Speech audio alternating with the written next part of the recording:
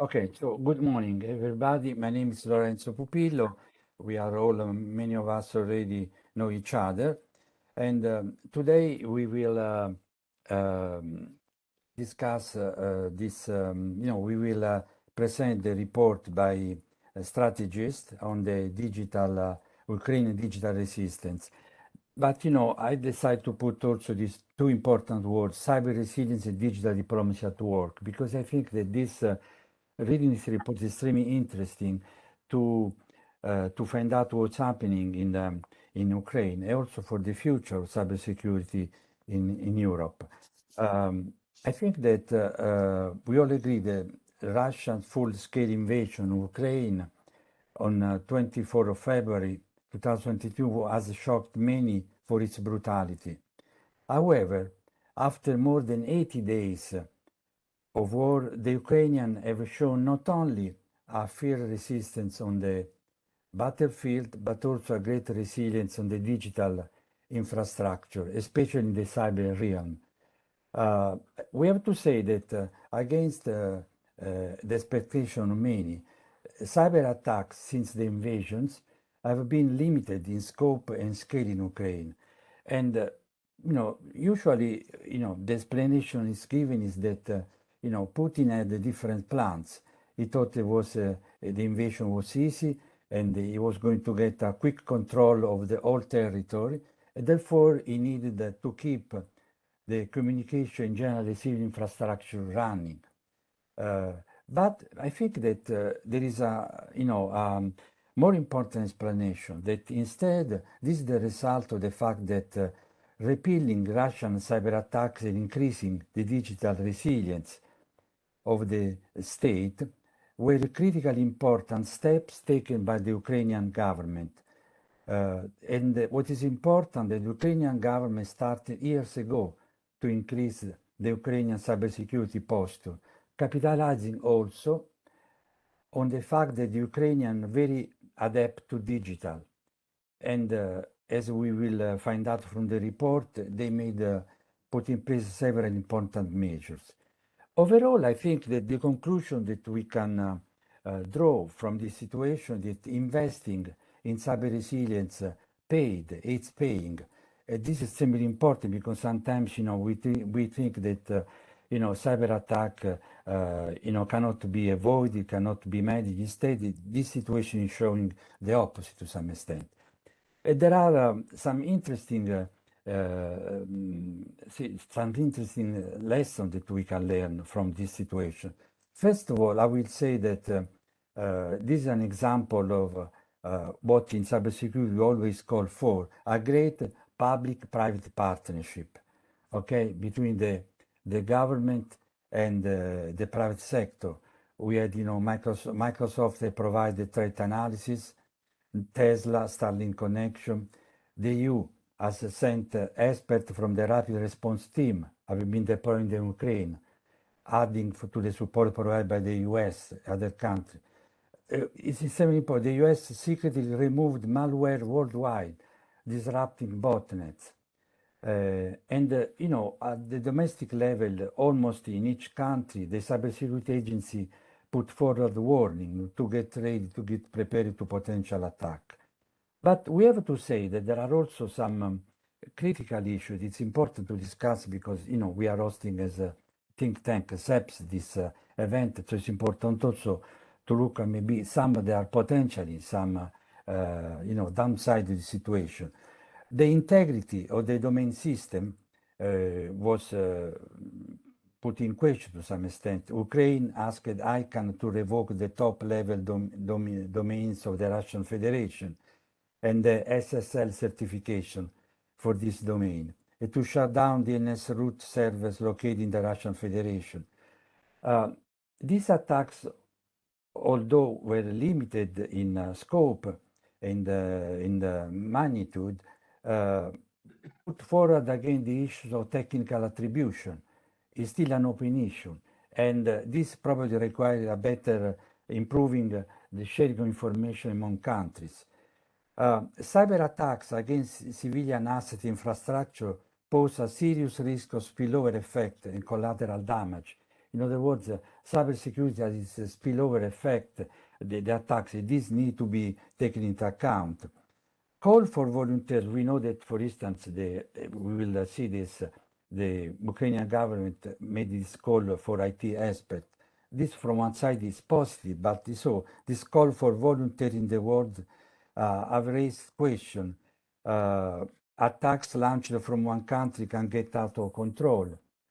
Some scholars, for instance, underline the call for foreigners to attack a country's critical infrastructure may undermine the United Nations normal responsible behavior process.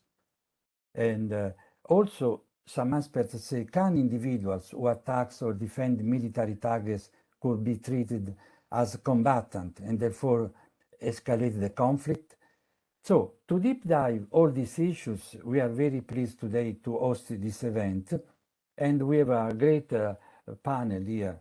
Will features Anatoly Motkin, is the founder and president of Strategist. Alexander Borniakov, Deputy Minister of Digital Transformation of Ukraine. Lorena Boix-Alonso, Director for Digital Society, Trust and Cybersecurity DigiConnect. Lisa Fur, Director General of Letton, and Adam Pick, Senior Manager for Civil Society Engagement. As I suggest in my email to the panelists, we will start with a brief presentation, like 7-8 minutes from Anatoly, that will present the report, and then the speaker will follow. I will say the first part of the event will be focused on commenting, the report, and then we'll open the discussion with some other questions. Okay, so Anatol, the floor is yours. Thank you, Lorenzo, and thank you to Center of European Policy Studies for hosting this event. Just a second, I'll launch the share.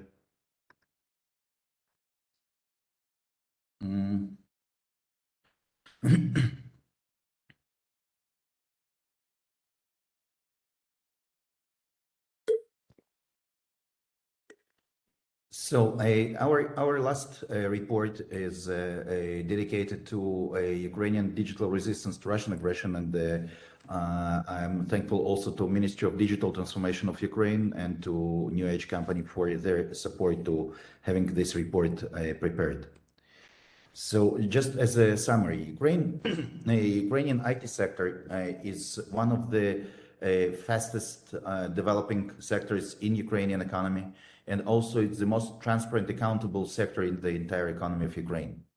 Ukraine enjoys a highly developed IT industry, and in 2021, 250,000 Ukrainian IT specialists delivered or generated close to $7 billion in exports, and it's about 10% of all exports of the country. And the process of government digital transformation is underway via presidential state and a smartphone program. After the Russian invasion began, the Ministry of Digital Transformation gave preference to projects repelling the aggression.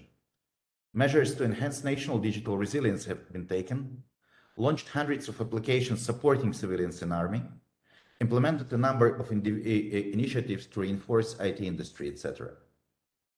So the Minister of Vice Prime Minister and Minister of Digital Transformation of Ukraine said that while the Ukrainian army is heroically defending our motherland on the battlefield, our main task at the Ministry of Digital Transformation is to create a reliable digital backend. So about the cyber resilience, layered system of cyber defense for the state IT infrastructure was created. Cooperation between the Ukrainian and British archival services on the temporary mode transferred the cloud or cloud of data storage. It means all the archive information from Ukraine was copied to UK for any case to be recovered. New format of electronic identity was created to preserve access to digital documents when state registers are disabled. And we know that Ukraine experienced several cyber attacks on the archives of and digital services, state digital services from Russian side. On May 17th, Ukraine received a CyberSec award for the heroic resistance to the Russian aggression and the protecting digital front lines of the democratic world. About the digital diplomacy, we know that within the last years, most of the big tech companies were active not only in Ukraine and other countries, but also in Russia. And after the Russian act of aggression and invasion to Ukraine, global tech giants such as Amazon, Apple, Google, and many others have joined the digital embargo on Russia. And this huge achievement is many thanks to the systematic work from the Ministry of Digital Transformation, who actually addressed directly each one of those tech giants and explained them that actually it's not proper to keep working in Russia and providing them with technologies when Russia became the most aggressive actor regionally, both regionally and globally. Starlink access and terminals provided by Elon Musk. You understand that physical infrastructure like the cellular providers' equipment was hit by Russian attacks, some of it. And the Starlink access assisted to cellular providers and other internet providers to fast recover the abilities and to recover the access for Ukrainian population to those services. And also PayPal launched operations in Ukraine, which was actually result of both a systemic work for the last years from the ministry and also other companies, private sector in Ukraine. And definitely the last incentive and trigger was the Russian invasion to the country. Fundraising and mobilizing international assistance. The Ukrainian crypto fund raised over $60 million, being the biggest crypto donations drive so far in history. Meta History NFT Museum was launched to preserve the memory of wartime, which is also important, but also raised funds in support of Ukraine. And the last project, which is kind of funny, is Send Putin to Jupiter fundraising campaign for building a rocket to launch Vladimir Putin to Jupiter, the most, the planet with the biggest amount of gas in the space that we know, at least in our galaxy. And it raised over $2 million. Supporting the IT industry, and it's one of the most important things in this presentation, is to assist to Ukrainian IT industry, not only to keep its abilities, but also to scale it up. To scale both to enlarge number of projects to be developed in Ukraine by international customers, but also to scale up the Ukrainian startups and product companies worldwide, abroad. Allow and reduce the tax burden was adopted by the government, and it's important to, again, to ease the activity for those companies who actually suffer from all the events that follow the Russian invasion. The criteria for DS city residents, and I just mentioned that DS city is a special tax and legislative regime for IT companies working in Ukraine. It actually allowed to Ukrainian IT companies or IT sector to become the first absolutely transparent, accountable sector for the entire economy and became a role model for other sectors in this matter. So you need tax and legal regime for the IT industry, even those conditions were simplified within the wartime. An IT Nation training program was developed to support 3,000 Ukrainians in switching to IT. We know that millions of Ukrainians are actually internally displaced persons. Even those who didn't leave the country, they were forced to leave their own houses and their own towns. And this program is actually assists them to get a new profession and to be able to get a new job remotely. Supporting the army. eWork program, Stop Russian War Bot, and Bachu, which in Ukraine means I see, platform launched to report armed forces of Ukraine on the movements of enemy troops. UA Veteran Bot created to support combatants and their families in searching ammunition and humanitarian aid. And again, another funny app, Bayraktar, and it's a name, as you know, of a small air vehicle produced in Turkey and used by Ukrainian army to hit Russian army, is a function. They developed an app that actually assists to any Ukrainian to have kind of illusion that he controlling the combat UAV Bayraktar during the wartime. Now, supporting civilians. eDopomoa platform and humanitarian aid portal were created to organize the process of collecting and distributing humanitarian aid, which is important. Air Raid Siren app released to alert users about the civil defense alarms, and we have many, unfortunately, in Ukraine. And Mariupol Now status bot launched to provide the residents of partly occupied Mariupol, and unfortunately it's close to be absolutely fully occupied, with relevant information on the current situation in the city. Gathering evidence of war crimes. We know that Russians try to present the documents on their atrocities and war crimes in Ukraine as a fakes produced by Ukraine, by Western special services, and so on and so forth. So it makes even more important to collect those evidences to be used afterwards in international courts and tribunals. The DOCOS portal launched to collect evidences of crimes committed by Russian military forces is works, and platform Moya Vina, which in translation from Ukrainian means My War, allows Ukrainians to describe their personal experiences during the war and to tell about the war crimes they witnessed. And just a brief policy recommendations on our side. For international financial institutions and global development agencies, it's important to support a large-scale educational program that we describe, which aims to create 3,000 new jobs in Ukrainian IT industry, the IT nation, but also to invest in digital infrastructure in Ukraine. It's the only, actually, the only infrastructure. And when I'm saying about the infrastructure, I'm talking also about the human infrastructure, not only physical infrastructure, that actually is not as challenged by Russian attacks as any other physical infrastructure in Ukraine. And the country that lost almost 45% of their GDP, it's important to assist them to recover at least at the sector that is less vulnerable to Russian attacks. For global tech companies, it's important to join the sanctions imposed by Western countries on Russia, continue to consider Ukraine as a trusted IT vendor, and open access to their services to citizens of Ukraine. For foreign governmental institutions, it's important to simplify the documentation flow with Ukraine by recognizing Ukrainian digital documents. Ukraine has a state services app, which is called DIA, and actually it allows to use the electronic documents like the driver's license, the passport, the ID within Ukraine.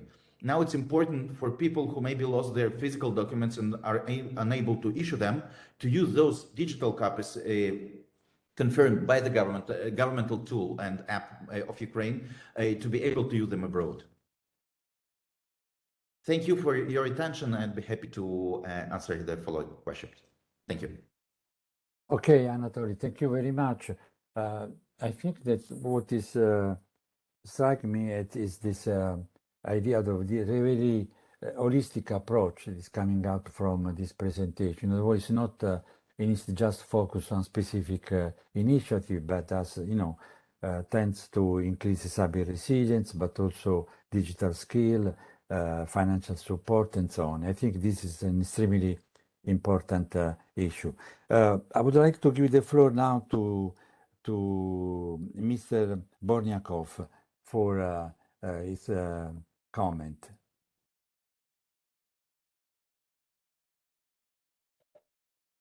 Yeah, thank you so much. Well, hi everyone. First of all, I would like to thank the Center of European and Policy Studies for the research on the Ukrainian digital resistance, and I'm grateful for the opportunity to speak about the struggle of Ukraine for its freedom and democratic values. Well, for more than 80 days now, Ukraine has been demonstrating heroic resilience, fighting against Russian fascist invaders on every possible front. Well, and to be more specific, the war in Ukraine has been ongoing for 80 years now. Russia attacked us in 2014 and occupied part of our territories. All this time, Ukraine had been fighting for its territories and repelling cyber attacks, in countless cyber attacks. But this never stopped us from developing and making our country better. And for the past 2 years, we have been working to transform Ukraine into the most convenient country for the citizens and business. And the results we have already achieved are impressive. 80 digital services moved, 80 analog services moved to digital. We introduced first in the world digital passports in a mobile app, which is equal to the paper one legally. The fastest business registration, like you can register business in 15 minutes. One of key project for business was unique tax and legal space for IT companies called DA-City, which Anatoly mentioned before. We managed to create one of the best conditions for developing technology business in Europe. And there are more than 225 companies already in DA-City. And what is important, that more than 100 of them joined during the wartime. Having this in mind, our goal is to build a large high-tech IT hub in Ukraine. And we have everything for this. Our IT specialists are considered to be among the best in the world. Even now, in extreme conditions, they continue to work and fulfill contracts, create jobs and important products for our country and for their customers. They pay taxes and brought just $2 billion in the first quarter, despite of the war situation. This is why it's very difficult. I'm sorry. Yeah, that's it. And this is, we have to understand that this is very difficult while they bombing and shelling us with artillery and ballistic rockets. And to fight on the cyber front, in the early days of war, we have formed an IT army that consists more than 275,000 people from around the world with different skills, and they work almost around the clock to prevent the spread of Kremlin propaganda, disrupt the operation of their government and their politicians. Also on the donation front, alongside with the crypto platform Kuna, which is Ukrainian crypto exchange, and Ukraine-based company Everstake and international crypto exchange FTX, we have launched the crypto fund called Aid for Ukraine. And with this fund, we managed to raise more than $65 million so far. Anatoly told also about that. And a crypto proved to be a real life saver because we were able to cover immediate needs for the armed forces of Ukraine, for the Ministry of Health, and with collected crypto donation, we've provided Ukrainian army with loads of thousands of bulletproof vests, medikits, walkie-talkies, food rations, helmets, thermal imagers, different kind of optics, and each and every helmet and bulletproof vest bought via crypto fund, where crypto donations are currently saving Ukrainian soldiers' life. Another great project, which also Anatoly mentioned about, is Meta History NFT Museum, launched by the Ukrainian blockchain community with the support of a ministry. And the goal of the NFT Museum is to preserve the memory of wartime events and raise funds in support of Ukraine. So far, this fund managed to raise more than $800,000. And I want to thank all countries and companies that support Ukraine in this difficult time and donate millions of dollars. Another important area of the digital war is communicating with the global technologies company.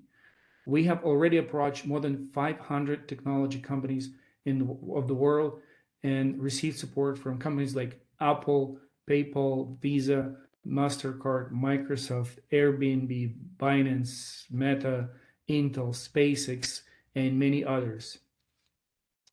We must urge international companies to take drastic action necessary to isolate the aggressor. When the whole world found out about the atrocities of the Russian army and Ukrainian citizens, everything became clear. It is possible to maintain, it's impossible to maintain the neutral position. Every company that works for the people and talks about supporting democratic and humanitarian values should stop any business relations with Russia. If the company is silent, then it supports the aggressor in finance and killing of the civilians. The support of the international community and the firm position of each state, company, and the person is invaluable. After all, today Ukraine is fighting not just for itself, but for the whole world, in which there is no place for fascism. We are grateful to everyone for supporting and urge to do not stop. Thank you all. Thank you, Alex. Not only for completing, what Anatoly said, but also because, I get the feeling that you are not only, making stronger the resistance, but you have a vision for the future, and this is extremely important because, your future is anchored in this digital transformation process. I think is extremely important. Now, I would like to give the floor to Lorena to, to his comment and what the European Commission thinks about. Thank you very much, Lorenzo, and thank you for organizing this. I think that the first thing I have to say is to express my admiration and respect for the Ukrainian authorities and on how they are really managing this. It's really impressive, and of course all of our support. There has been a lot of commentaries and debates about the cyber aspects of this invasion, and some people say, well, we were expecting a cyber war. Some even were expecting only a cyber war and not a physical invasion. And there are, of course, plenty of different theories of why those that believe this doesn't have the impact that many of us expected. Why is this the case? Why the Russian Federation has not gone tougher? I'm not going into that. I just want to mention two things with respect to this debate. One is that now, because it's public, we need to say it, there has been something which is quite serious and where the reaction has been quite coordinated, which is the declaration by the High Representative on behalf of the European Union on the condemning and attributing the attack to the satellite KSAT of Viasat, and attributing it really to the Russian Federation, and recognizing that it has affected several member states, and highlighting the risk of spillover that you were mentioning before. So here we have an example where this is not just the hacktivists, but something serious that has happened. The other comment I wanted to make is, and you made it yourself already, Lorenzo, is that of course many were expecting more things or not, but something that I think has to be highlighted, and I'm happy you did, is that of course the Ukrainian colleagues have been able to handle this, and this is because of many years of preparations. And this is something that we need to highlight. Maybe nothing bigger has happened also because this is being handled very well. Now, in terms of impact, I think I'm with you of the holistic aspect of not only what the Ukrainian colleagues are doing, but also what the European is doing to try to support. Here it's interesting to see that in the support that we are providing and the cooperation we are having, it's not strictly only cyber, because it's cyber only doesn't help much. In the field of cyber, of course, immediately money was mobilized very, very quickly. And it's interesting to see how the type of actions that we were identifying together with the colleagues in Ukraine just before the invasion, how different they are from the support activities during the invasion. In terms of identifying the type of actions, it's very interesting to see also from our side, also in terms of lessons learned. The first type of actions were honestly very similar to the type of support that whatever member state needs, really, and I will not mention, but if you read our Digital Europe program and the building of resilience, it's very similar to the type of things that we were working with the colleagues of Ukraine. But then once the invasion was there, of course, the focus is completely different in the type of needs. And of course, connectivity is essential. I will not develop that because I'm sure that Lisa will go into that direction. So I leave it to her because there's little time. But to mention other type of actions that are absolutely necessary, like the actions on disinformation, absolutely necessary.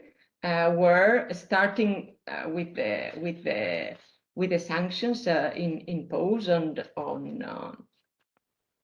on Russia Today and on Sputnik, and going then to the actions that we're taking in the European Digital Media Observatory to identify to do fact-finding, warnings about false information. This is extremely important. The contacts with the platform. So this is, and also I think the actions to improve broadcasting of Ukrainian content, not only in Ukraine, but also in the European Union, so that the Ukrainian content is prioritized and has access. So all these type of things are extremely important.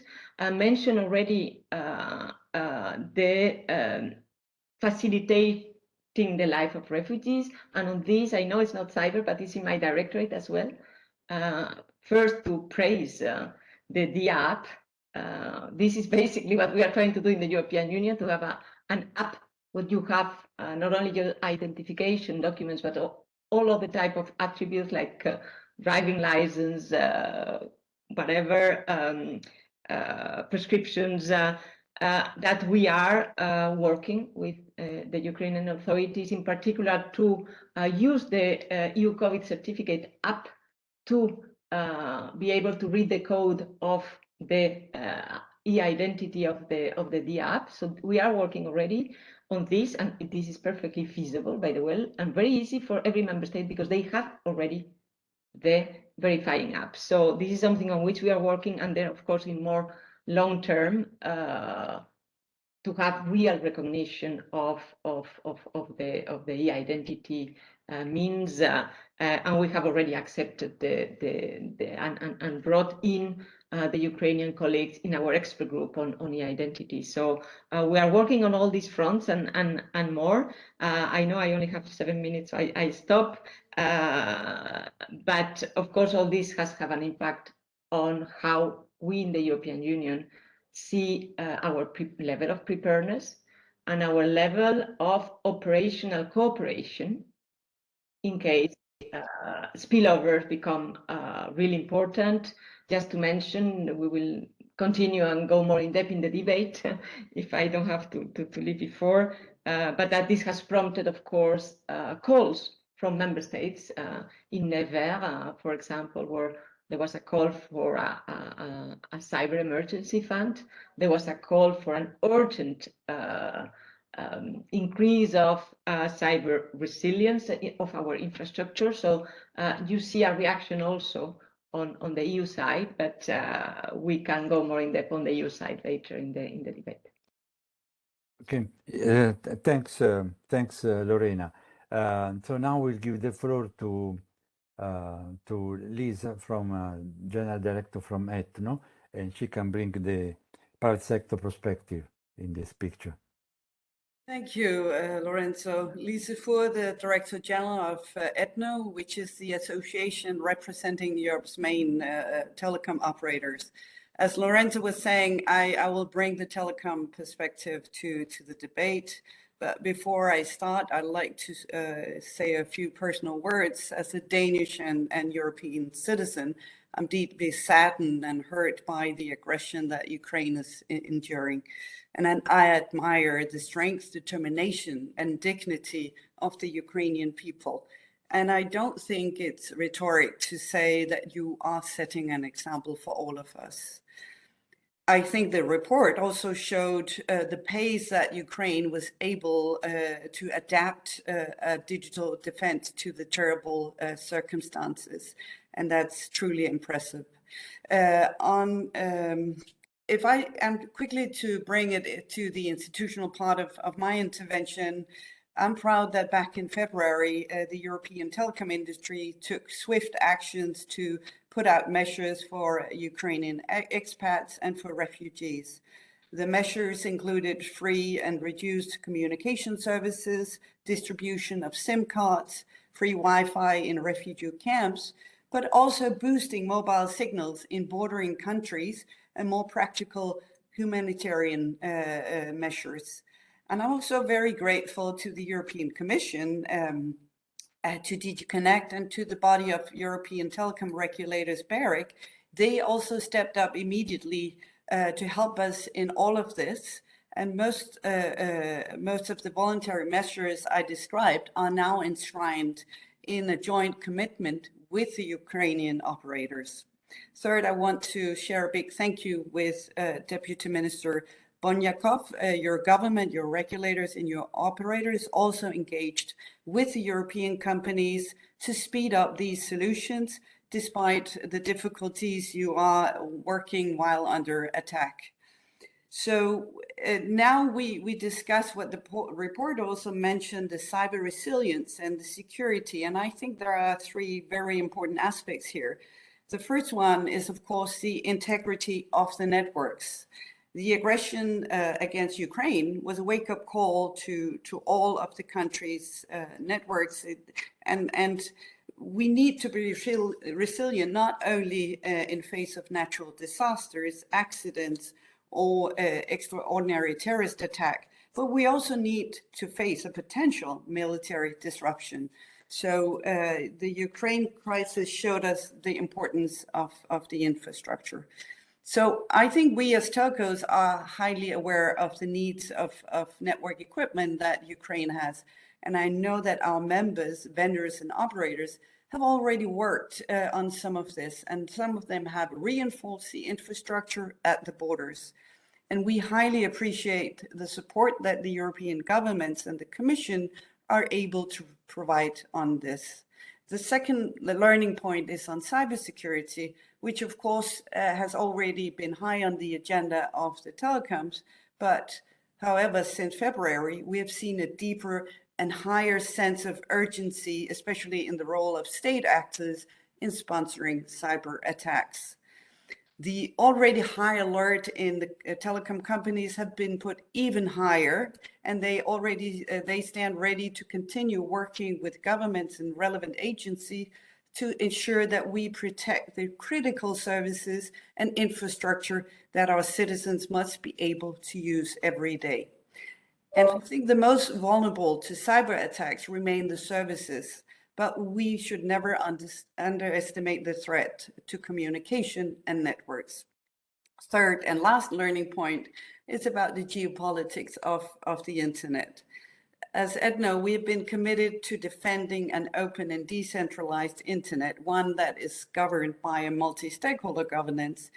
And that dynamic we have seen unfolding in the past month make it clear that we must further step up our efforts in defending this model in all international fora. We are and we will remain closely coordinated with the European Commission and governments on this topic.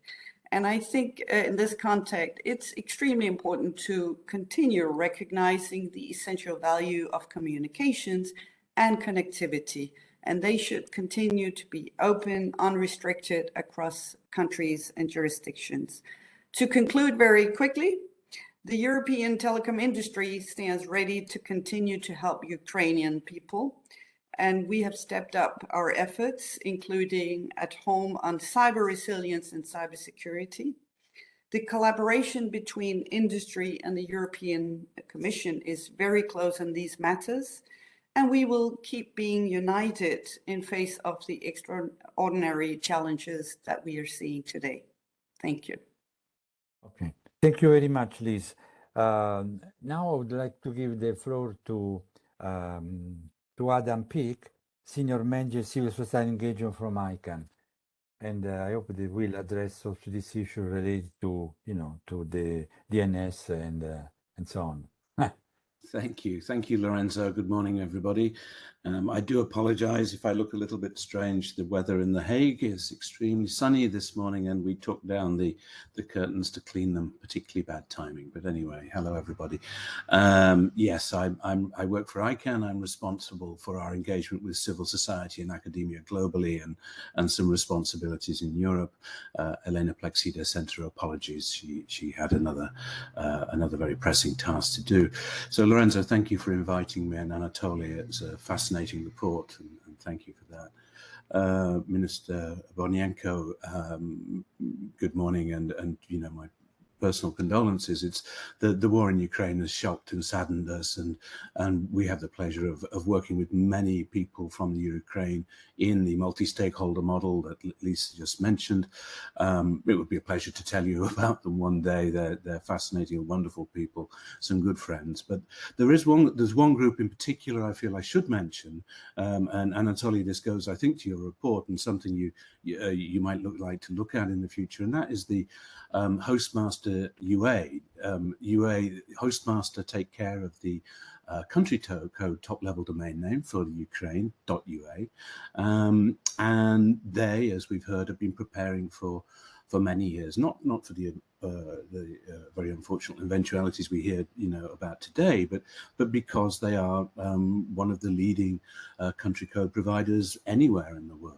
And the distributed systems that Hostmaster have put in place, the backups, the cloud infrastructure across the Ukraine with European and US partners means that Ukrainian infrastructure has largely remained in place, and at times when it hasn't been able to function independently, they've had all of the necessary backups to make sure that it has continued.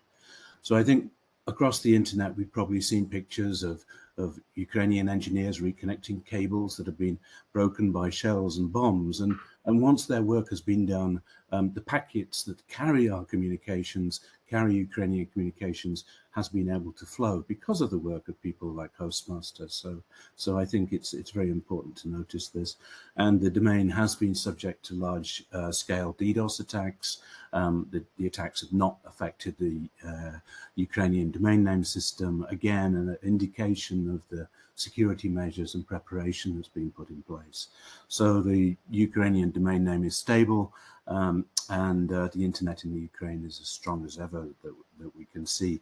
So Anatoly, just a thought that this may be an aspect that you might like to look at. Now, yes, you mentioned Lorenzo about some work that ICANN's been doing and our response to this situation.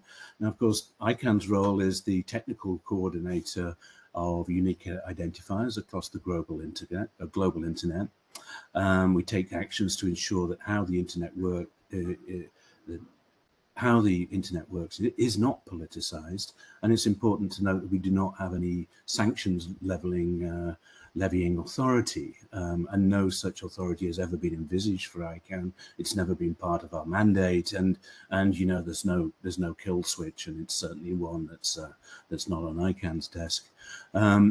ICANN was built to ensure that the internet works, and that is essential to ensure global connectivity, not for our coordination role to be used to stop it from working. We're there to create the global interconnected internet.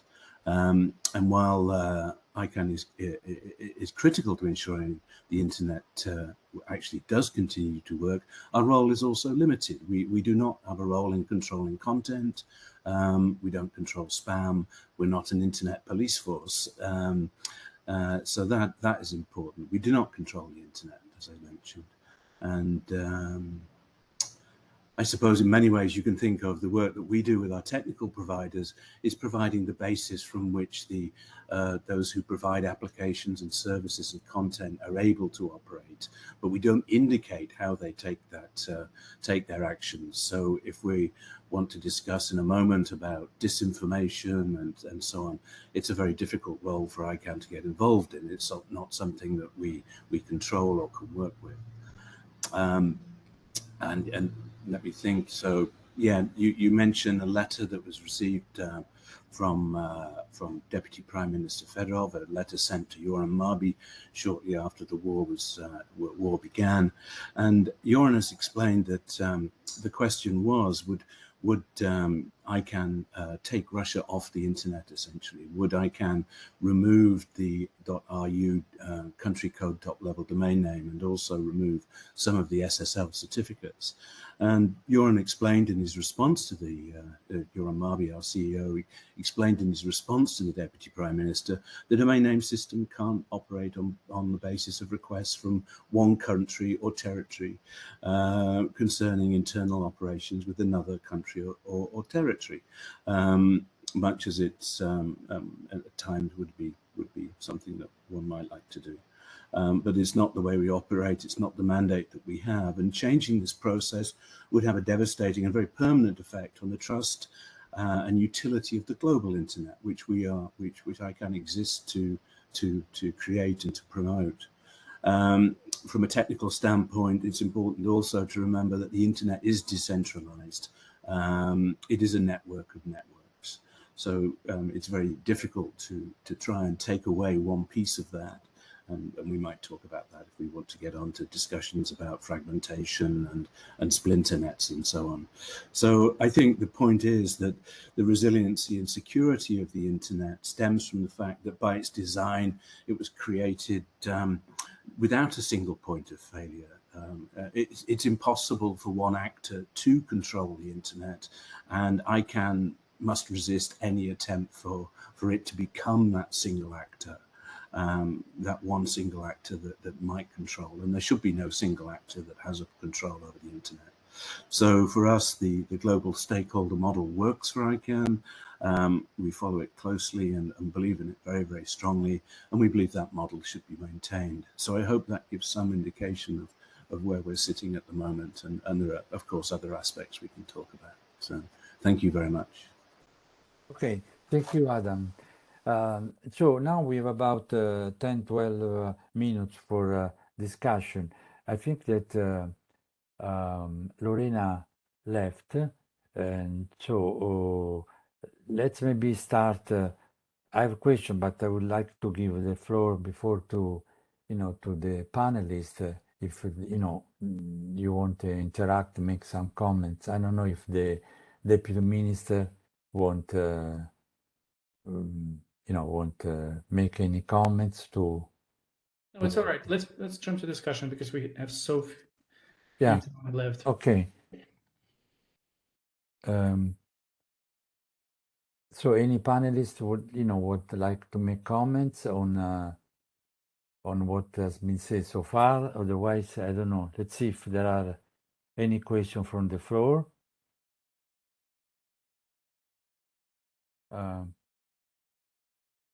Okay.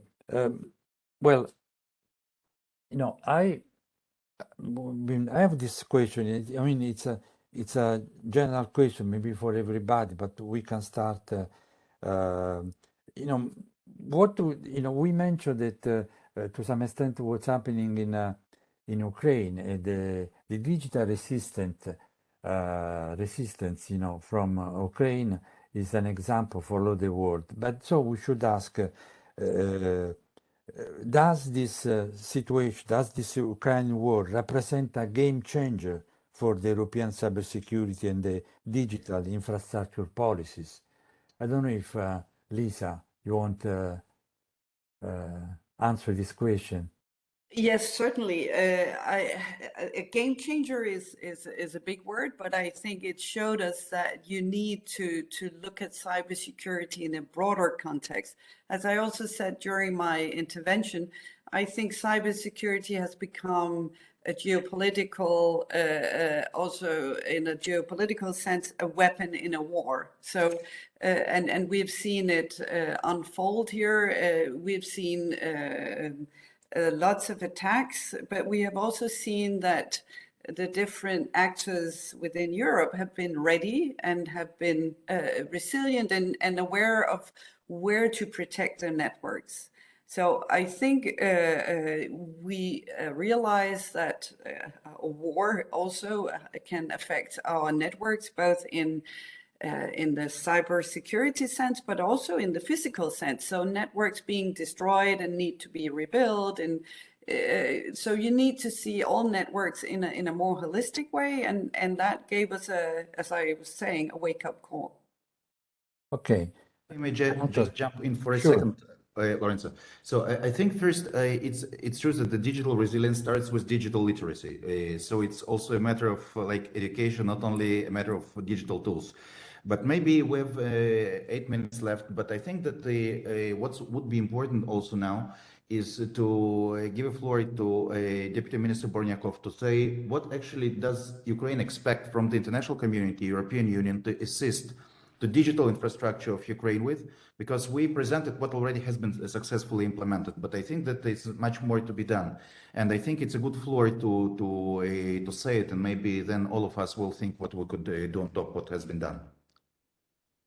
Okay. Well, there's a lot of, thank you, Anatoly. So I think we have some of their immediate needs and some strategic needs, and we can split them into, I think, two parts. Some of them are intangible, and some of them, of course, are tangible. So, as I mentioned before in my speech, we think that a European Union, including all the organizations in outside in the US and other countries, must increase tension on Russian economy. I think that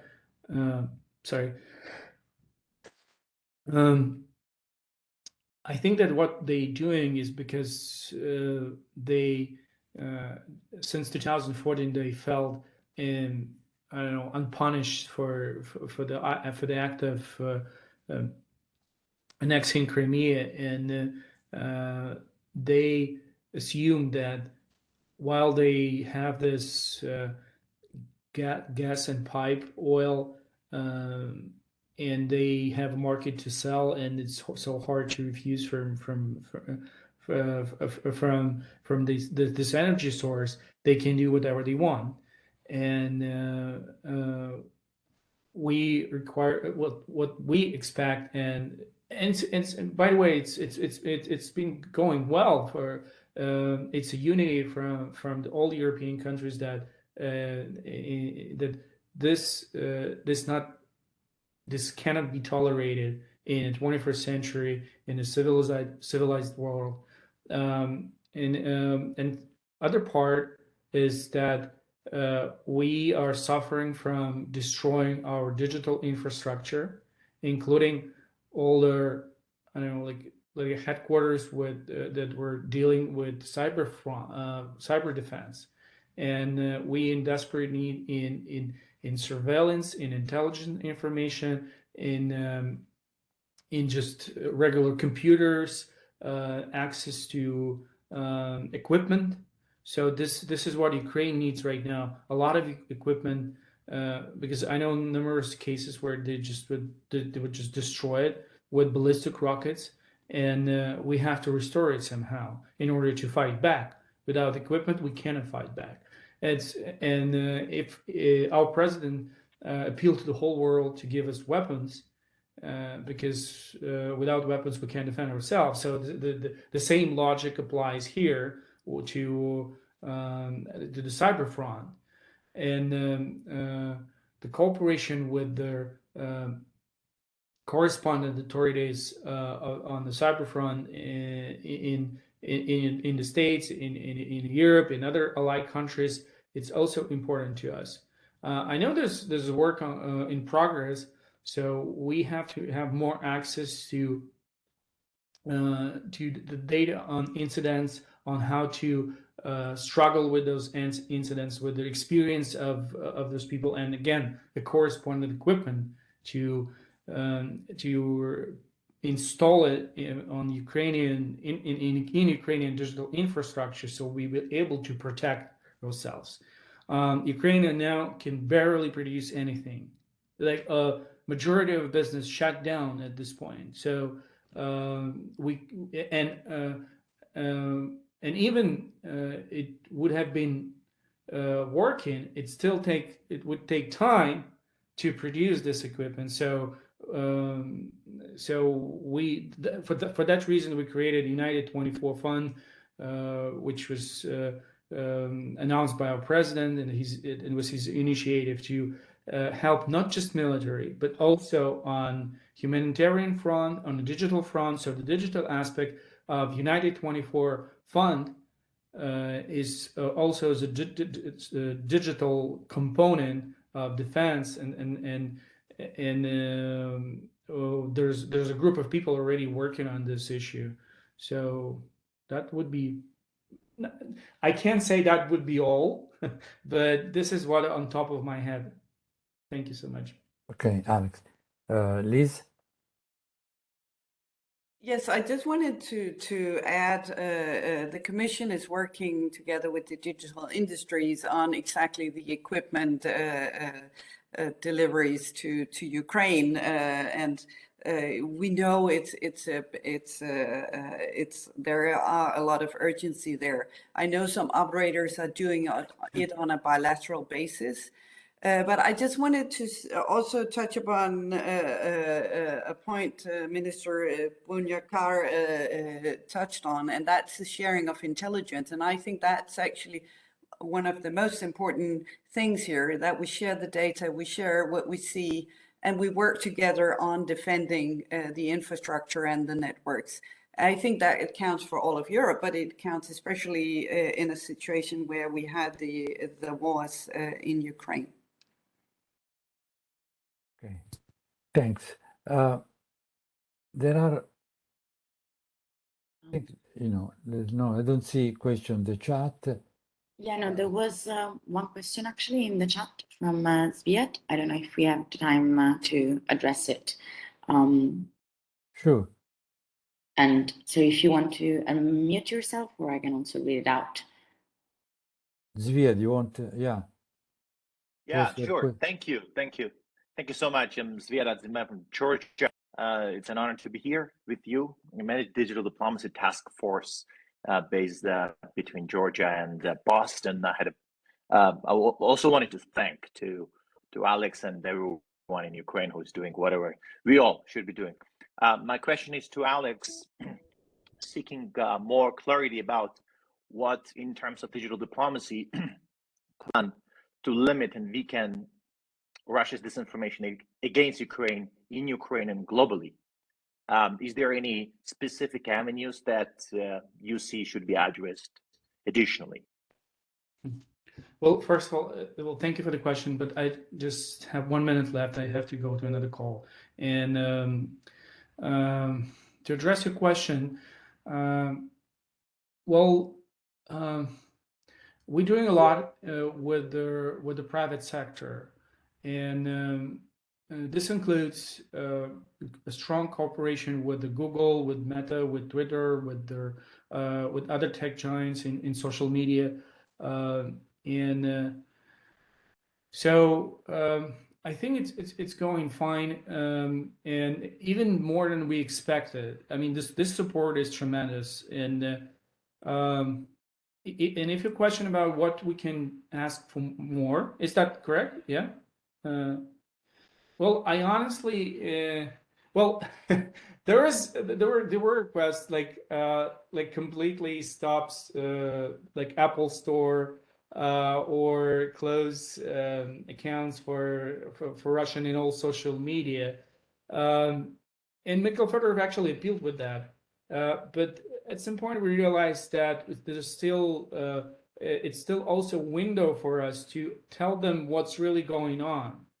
So I think we reached a point where tech giants are formed teams, and they specifically looking on every issue, like they lifted and changed their policy on blocking or content on Ukrainian Russian war, and they do this more personal cases. They research them. They're not just looking on algorithm. They're not taking algorithm as a base anymore. So, well, I don't know.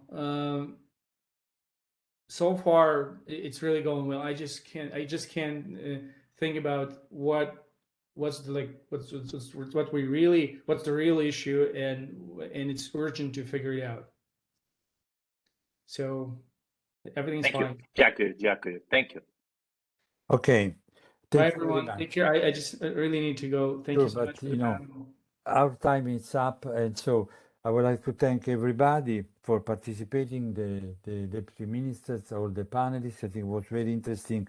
I would say that probably, as Lisa was saying, maybe it's not a situation caused not for game change. It's not a game changer, but definitely I think we should learn from the Ukrainian experience and definitely moving towards increasing our cybersecurity posture in the EU. Okay, and so walk the talk. Okay, bye bye. See you soon. Thank you. In any case, you know, the content will be available on our SEP's website. Okay, thank you very much. Bye. Thank you.